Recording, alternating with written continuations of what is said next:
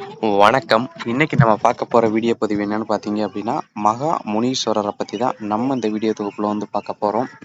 அதுக்கு முன்னாடி நம்ம சேனல் இன்னும் சப்ஸ்கிரைப் பண்ணாதவங்க சப்ஸ்கிரைப் பண்ணிக்கோங்க. கூட வர்ற பெல் சிம்பிளையும் ஆல்ன்றதை கிளிக் பண்ணிக்கோங்க. அப்பதான் நான் போடுற வீடியோ உங்களுக்கு உடனே நோட்டிஃபிகேஷனா வரும்.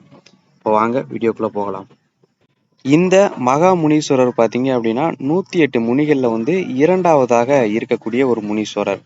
முதல் முனீஸ்வரர் பார்த்தீங்க அப்படின்னா கோட்டை முனீஸ்வரர். அதற்கு அடுத்தபடியா இருக்கக்கூடியவர் தான் இந்த முனீஸ்வரர். இந்த முனீஸ்வரரை பார்த்தீங்க அப்படின்னா தர்மவான் அப்படின்னு சொல்லிட்டு குருமார்கள் சொல்லப்படுது. எதற்காக அப்படி சொல்றாங்கன்னு பார்த்தீங்க அப்படின்னா, தீய காரியங்களுக்கு இந்த முனீஸ்வரரை பயன்படுத்த முடியாது. ஒரு ஏவல் வேலைக்கு இது போல வேலைகளுக்கெல்லாம் பார்த்தீங்க அப்படின்னா இந்த முனீஸ்வரரை நம்ம பிரயோகம் பண்ணணும் அப்படின்னா நமக்கே பார்த்தீங்க அப்படின்னா பிரச்சனையா முடியும்.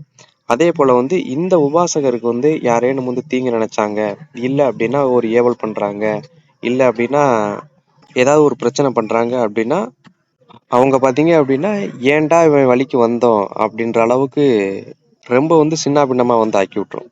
இவங்க ஏவலோ எந்த விஷயமே பண்ண வேண்டியதில்லை, அதுவே பண்ண ஆரம்பிச்சிடும். இந்த உபாசகரை துன்புறுத்த ஆரம்பிச்சாங்க அப்படின்னா அதே போல இந்த உபாசகர் மூலியமா முக்காலமே தெள்ள தெளிவா குறி சொல்ல முடியும். அதே போல எந்த விதமான மாந்திரிய காரியங்களா இருந்தாலும் சரி, ரொம்ப எளிமையான முறையில இவங்க பண்ணுவாங்க. அதே போல துஷ்ட சக்திகளை விரட்டுறது, ஒரு பேய் பிடிச்ச கோளாறா இருக்கட்டும், இல்ல அப்படின்னா ஒரு முனி கோளாறா இருக்கட்டும், இல்ல அப்படின்னா வேற எதுவும் மோகினி கோளாறு, இது போல பிரச்சனைகள்லாம் பார்த்தீங்க அப்படின்னா இந்த உபாசகர் மூலியமா எளிமையான முறையில விரட்டலாம்.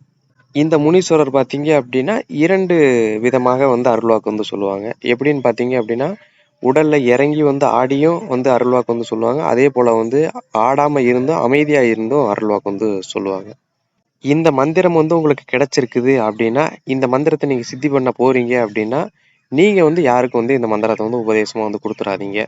நீங்க சித்தி பண்ணல அப்படின்னா அடுத்த நபர்களுக்கு கொடுங்க. நீங்க சித்தி பண்ண போறீங்க அப்படின்னா சித்தி பண்ணினதுக்கு அப்புறமா யாருக்கு வேணாலும் கொடுங்க.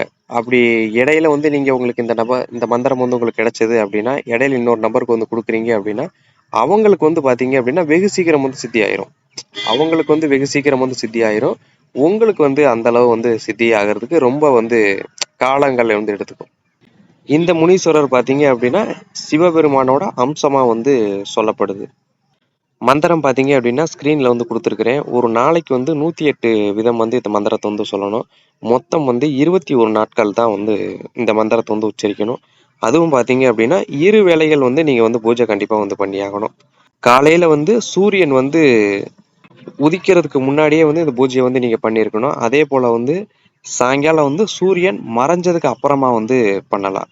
மறைஞ்சதுக்கு அப்புறமா கூட இரவு வேளையில கூட கொஞ்சம் ஒரு 10 மணி அந்த வேளையில கூட பண்ணலாம்.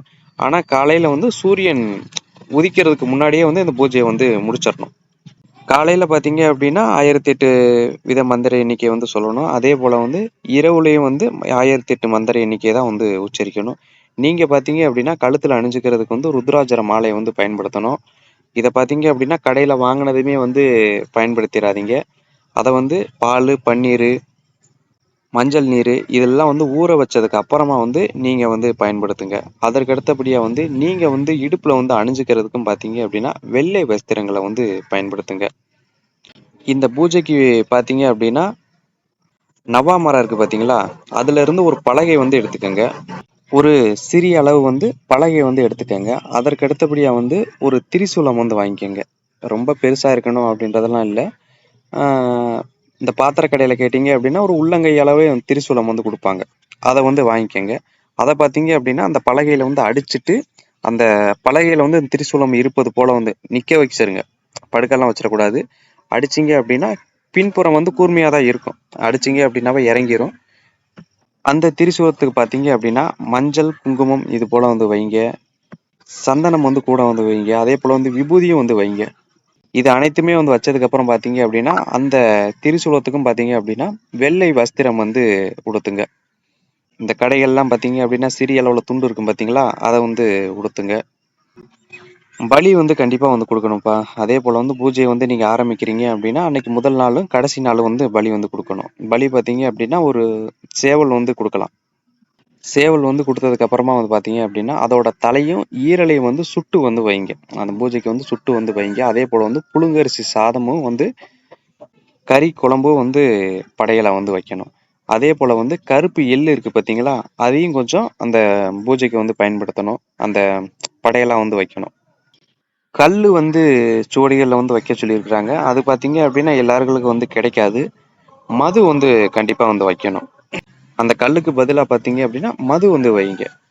அந்த திரிசூலம் வச்சிங்க பார்த்தீங்களா, அது பார்த்தீங்க அப்படின்னா கிழக்கு திசையை நோக்கி இருப்பது போல் வந்து திரிசூலத்தை வந்து வச்சுக்கோங்க. நீங்கள் பார்த்தீங்க அப்படின்னா வடக்கு முகமாக அப்படி இல்லைன்னா தெற்கு முகமாக பார்த்து வந்து நீங்கள் வந்து அமர்ந்துக்கங்க. இந்த பூஜை காலகட்டத்தில் பார்த்தீங்க அப்படின்னா இந்த 21 நாளும் பார்த்தீங்க அப்படின்னா அசைவ உணவுகள் வந்து நீங்கள் வந்து எடுத்துக்கூடாது. அதே போல் வந்து ஒருவேளை மட்டுமே உணவு எடுத்து விரதம் இருந்தால் அந்த பூஜையை வந்து பண்ணணும். மது இது போல் எந்த விஷயமும் வந்து இருக்கக்கூடாது. இந்த பூஜையில் பயன்படுத்திய படையல்களை பார்த்தீங்க அப்படின்னா நீங்கள் வந்து உண்ணலாம். நீங்கள் வந்து உங்களால் உண்ண முடியலை அப்படின்ற பட்சத்தில் வந்து கொண்டு போய் நீர்நிலைகளில் வந்து போட்டுடலாம். நீர்நிலை அப்படின்னு கொண்டு போய் யாரும் அந்த சாக்கடை நீர்லலாம் யாரும் வந்து போட்டக்கூடாதுப்பா. ஏன்னா நிறைய பேர்களுக்கு வந்து சந்தேகம் வந்து வரும். ஒரு குளக்கரை நீரா வந்து இருக்கலாம். இல்ல அப்படின்னா ஒரு ஓடக்கூடிய ஒரு ஆற்று நீரா வந்து இருக்கலாம். இல்ல அப்படின்னா கடல் நீரா இருக்கலாம். நான் சொல்றது அந்த மாதிரி நீர்கள். இது போல வந்து பண்ணுனீங்க அப்படின்னா 21வது நாள் பார்த்தீங்க அப்படின்னா இந்த முனீஸ்வரரானவர் நேர்ல வந்து பிரசன்னமாவார் அப்படின்றது வந்து சுவடிகள்ல வந்து சொல்லப்பட்டிருக்கு.